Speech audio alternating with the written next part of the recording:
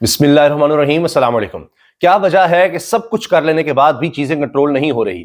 ہر ادارے میں اپنے لوگ لگائے جا چکے، پھر بھی ہاتھ میں کچھ نہیں آیا۔ حتیٰ کہ ظلم، جبر، تشدد اتنا کیا گیا کہ تاریخ میں نہیں تھا، پھر بھی لوگ باز نہیں آ رہے۔ اب آپ دیکھیے کہ ہمیشہ وہ شخص جو ساتھ آ کر کھڑا ہو جاتا طاقتوں کے، ملک ریاض، اور ہمیشہ ان کے تعلقات اچھے رہے، آج وہ بھی کنٹرول میں نہیں آ رہا۔ تو کیا وجہ ہے کہ جو ہمیشہ ساتھ دیتے رہے؟ ابھی اجمل جامی نے بھی اپنے ویلاگ میں اس کا ذکر کیا کہ ملک ریاض وہ شخص ہیں جو ایک دفعہ میاں نواز شریف صاحب کے پاس پیغام لے کر گئے تھے کہ جی آپ کو استعفیٰ دے دینا چاہیے۔ تو یعنی جو بھی ہو، ملک ریاض صاحب ہر طاقت کے ساتھ ہوتے تھے اور پھر کھیل کھیل رہے ہوتے تھے۔ آج وہ گواہی کیوں نہیں دے رہے عمران خان کے خلاف؟ تو وجہ یہ ہے جناب کہ چیزیں بدل گئی ہیں۔ یہ فارم 47 کی حکومت ہو، آپ جس طرح سے بھی چیزوں کو کنٹرول کرنا چاہیں، لوگ نہیں مان رہے، عوام نہیں مان رہے، عمران خان نہیں مان رہا، وہ ڈٹ گیا ہوا ہے۔ یہ فرق ہے۔ اب خبریں بھی اس طرح کی آنے لگی ہیں۔ منیر فاروق صاحب صحافی، کچھ عرصہ پہلے وہ کہتے تھے کہ جی ابھی تو اور سختی ہوگی اور سختی ہوگی، اس طرح کی باتیں تھی۔ اب انہوں نے بھی یہ کہا ہے کہ جی عمران خان کی ویسے تو رہائی پچھلے سال کے آخر تک ہو جانی چاہیے تھی، 2024 کے آخر میں، یعنی نومبر دسمبر میں، لیکن اب ان کی رہائی جلدی ہو جائے گی۔ مسئلہ عمران خان صاحب کا ایٹیچیوڈ کا ہے، یعنی ان کے انداز کا ہے، کیونکہ وہ جس طرح سے ان سے جو کہا جا رہا ہے وہ اس طرف آ ہی نہیں رہے۔ کچھ نرم ہو جائیں، کچھ تھوڑا سا پیچھے ہٹ جائیں، کچھ سپیس دے دیں موجودہ نظام کو، حکومت کو نہیں گرائیں گے، اس طرح کی بات۔ تو اب تو یہ باتیں ہونے لگی ہیں کہ جی عمران خان جو ہے وہ NRO نہیں دے رہا۔ اب اس طرح کا معاملہ آ گیا ہے، ورنہ تو عمران خان کی رہائی اب ہونی ہی چاہیے۔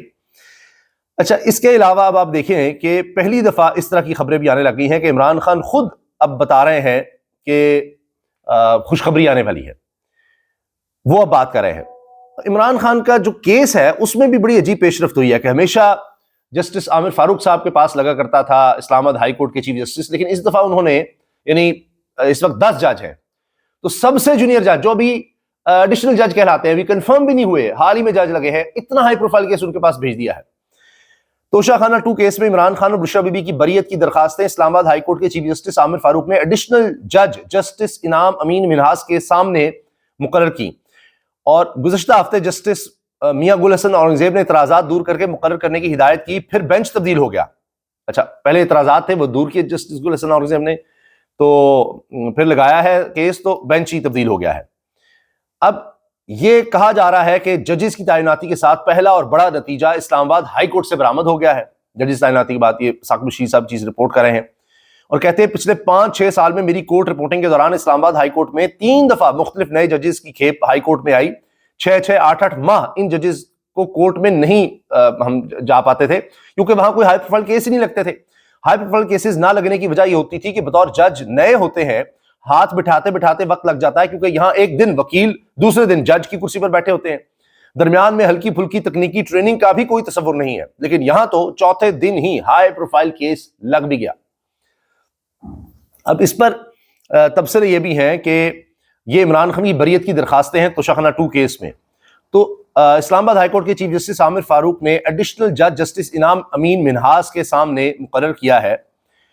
اب بات یہ ہے کہ بینچ 1 سے آگے پہلے نہیں جاتے تھے کیسز، سارے کیس چیف جسٹس عامر فاروق اپنے پاس رکھ رہے ہوتے تھے، زیادہ تر عمران خان عدم اعتماد بھی کر رہے ہوتے تھے چیف جسٹس اسلام آباد ہائی کورٹ پہ، لیکن پھر بھی ان کی عدالت میں ہوتا تھا۔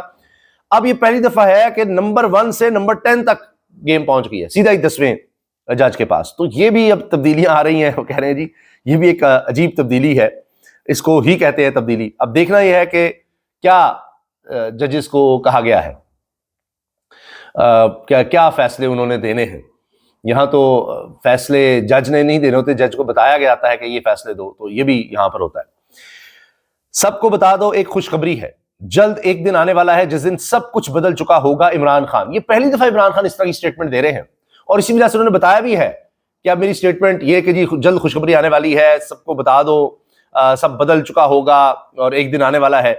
اس پر انہوں نے پھر خود ہی جواب دیا کہ میں کیوں سٹیٹمنٹ دے رہا ہوں اور اس کے کیا اثرات ہوں گے۔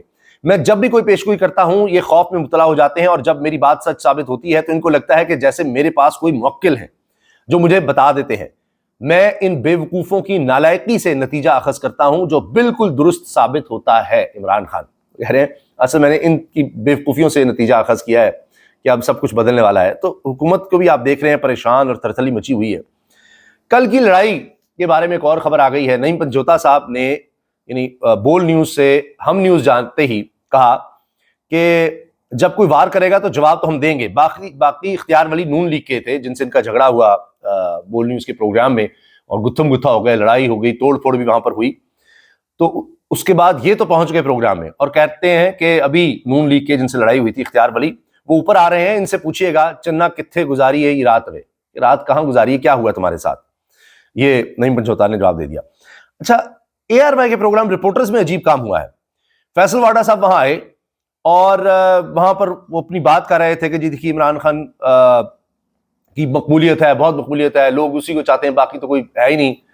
تو اب فیصل واڈا صاحب اس طرح کی بات کر رہے ہیں تو حسن ایوب جو ہے نا وہ اس پر ذرا تل ملا گئے, انہوں نے کہا کہ جی کہاں ہے مقبولیت عمران خان کی, کتنے جلسے ہوئے ہیں, کتنے لوگ نکلے ہیں, کتنے لوگوں نے باہر آ کر کیا کیا ہے, یہ ہوا ہے. تو اس پر فیصل واڈا نے ان کو چپ کرا دیا یہ کہہ کر کہ جی پاپولر وہ ہے بس. تو پھر وہ جب انہوں نے بات ہی ختم کر دی تو آگے کیا بات ہونی تھی, اس پہ بات ہی ختم ہو گئی. ملک ریاض صاحب دیکھیں آپ دبئی سے بیٹھ کر نیب کو جواب دے رہے ہیں, نیب کی ایسی تیسی, اور تم میرے اوپر بین لگا رہے ہو, فلاں کر رہے ہو. وہ کہتے ہیں میرے پاس ثبوت ہیں سب کے, اب جتنا مرضی ظلم کر لو گواہی نہیں دوں گا, 30 سال کے راز ثبوتوں کے ساتھ محفوظ ہیں ملک ریاض. اب یہ اس کا مطلب ملک ریاض اپنی فائلیں بناتے رہے ہیں سب کی. وہ کہتے ہیں فائلوں کو میں پہیے لگا دیتا ہوں, تو وہ فائلیں بناتے بھی رہے ہیں سب کی, سب کے ان کے پاس ثبوت ہے. تو دھمکی اس دفعہ ملک ریاض کی طرف سے آ رہی ہے, یہ بڑی خطرناک بات ہے. اور ملک ریاض بھی اس طرف نہیں آ رہے, مان نہیں رہے. ان کو بھی پتا ہے کہ یہ تو عوام تو کہیں اور ہے اور یہ زیادہ عرصہ نہیں چلنا, ان کو بھی چیزوں کا پتا ہے. ورنہ وہ کبھی اپنے کاروبار پہ 1% رسک نہیں لیتے. وہ تو بس کسی چھوٹے سے چھوٹے افسر, کسی کانسٹیبل ٹائپ سے بھی کوئی جھگڑا کچھ نہیں کرتے. وہ بس معاملات کو, فائلیں کو جس طرح پہیے لگاتے ہیں اس طرح جو ان کو کام آتا ہے اس کے ذریعے وہ پھر آگے نکلتے ہیں. کسی میڈیا ہاؤس سے کوئی چکر نہیں, کہیں نہیں ان کی خبر ان کے خلاف چلے گی. وہ ان کا طریقہ واردات ہی ایسا ہے, وہ یہی کرتے ہیں. اب آپ یہ دیکھیں کہ ملک ریاض اس وقت دھمکی دے رہے ہیں. یہ جو نیب کہہ رہا ہے کہ جی ہم یہ کریں گے, ان کو بلا لیں گے, وہاں سے کر لیں گے, کیا وہ ملک ریاض کو بڑا آسان ہدف سمجھتے ہیں؟ اتنے عرصے سے کچھ نہیں کر سکے. کیا ملک ریاض بغیر دبئی کے شاہی خاندان کے, یو اے کے شاہی خاندانوں کی اجازت کے وہاں پر اتنی کوئی انویسٹمنٹ کر رہے ہیں؟ کیا ان کو ساتھ ملائے بغیر کر رہے ہیں؟ کیا ان کی گورنمنٹ کے بغیر, ایشورنس کے بغیر کر رہے ہیں کہ جی میں یہ کرنے جا رہا ہوں, پاکستان میں میرے ساتھ یہ ہے, تو یہ دیکھ لیجئے کہ یہ میری محفوظ ہوگی, یہ ہوگا. تو دبئی میں جب آپ انویسٹ کے لیے جاتے ہیں تو اتنا آسان نہیں ہوتا کہ بڑے انویسٹر کو آپ کوئی چھیڑیں گے, کچھ کریں گے. انہوں نے ایک ایسا محفوظ ماحول دنیا بھر کے لیے دکھا کر بنایا ہوا ہے کہ جی یہاں آپ آئیں, کچھ نہیں ہوگا. تو یہ اتنا آسان نہیں ہے. اوپر سے ملک ریاض اب دھمکیاں دینے پر آ گئے ہیں. امریکہ سے بڑی اس حکومت کے لیے خطرناک خبریں آ رہی ہیں. ایک تو یہ کہ جو ولسن, جن سے حالی ملاقات ہوئی وزیر داخلہ محسن نقوی کی, اور تصاویر بھی آئیں, انہوں نے ساتھ ہی ٹویٹ داغ دیا فری عمران خان. اور یہ جناب official Twitter account of U S representative جو ولسن. اب آپ اندازہ لگائیے, یہ کہہ رہے ہیں کہ جی یو ایس ریپرزینٹیٹو ہیں جو ولسن, اور یہ امریکی عہدیدار ہیں. اب یہ کہہ رہے ہیں جی فری عمران خان. رچرڈ گرینل تو رہ گیا, یہ تو اب جناب آپ دیکھیں جو ولسن ان سے مل بھی رہے ہیں وہ بھی کہہ رہے ہیں.